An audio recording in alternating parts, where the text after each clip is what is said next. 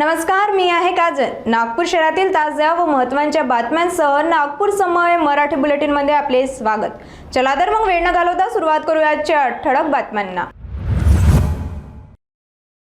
नागपूरच्या कळमना पोलीस ठाण्याच्या हद्दीत गांजा तस्करी विरोधात पोलिसांनी कारवाई करत 2 आरोपींना अटक केली आहे। पोलिसांना गुप्त माहिती मिळाल्यानंतर पेट्रोलिंग दरम्यान संशयित फोर्ड फिगो कार थांबवून झडती घेण्यात आली। कारमधून 2 किलो 43 ग्राम गांजा जप्त करण्यात आला।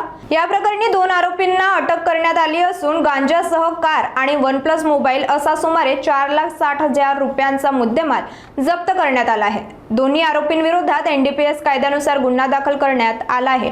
पुढील तपास सुरू आहे। नागपूरच्या विजयनगर धरमनगर चौकात प्रवाशांच्या सुविधेसाठी नवीन ऑटो रिक्षा स्टँडचे उद्घाटन करण्यात आले। भारतीय ऑटो रिक्षा कामगार संघाच्या पुढाकाराने सुरू करण्यात आलेल्या या स्टँडचे उद्घाटन नगरसेवकांच्या हस्ते रिबीन कापून करण्यात आले। नवीन ऑटो स्टँड सुरू झाल्यामुळे परिसरातील प्रवाशांना आता ऑटो रिक्षा सहज आणि सुरक्षितपणे उपलब्ध होणार आहेत।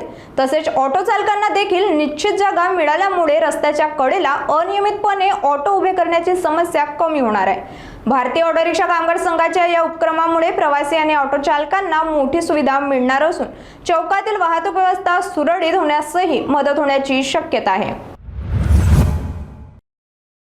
नागपूरच्या वाठोडा पोलीस ठाण्याच्या हद्दीत अंमली पदार्थ विरोधी पथकाने कारवाई करत 25 ग्रॅम MD ड्रग्जसह एका तस्कराला अटक केली आहे।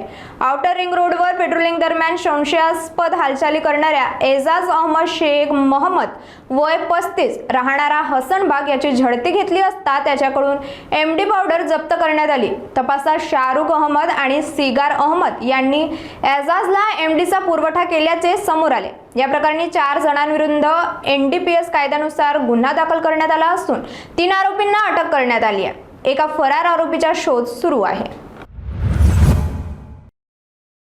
नागपूरच्या गणेशपेठ पोलीस ठाण्याच्या हद्दीत ऑटोमध्ये वृद्ध महिलेचे मंगळसूत्र चोरणाऱ्या 2 महिला चोरांसह ऑटो चालकाला अटक करण्यात आली आहे। 4 ऑगस्ट रोजी 2 महिलांनी वृद्ध महिलेला ऑटोमध्ये बसवून तिच्या बॅगेतून सोन्याचे मंगळसूत्र लंपास केले। दुसऱ्याच दिवशीही अशाच पद्धतीने चोरी करण्यात आली। तक्रार मिळताच पोलिसांनी CCTV फुटेज आणि गोपनीय माहितीच्या आधारे ऑटो चालकाचा शोध घेतला। त्याची चौकशी केल्यानंतर दोन्ही महिला आरोपींची ओळख पटली आणि तिन्ही आरोपींना अटक करण्यात आली। चोरीचा मुद्देमालही जप्त करण्यात आला असून पुढील तपास सुरू आहे।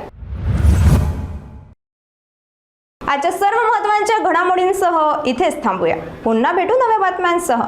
तोपर्यंत पाहत रहा नागपूर समय। धन्यवाद।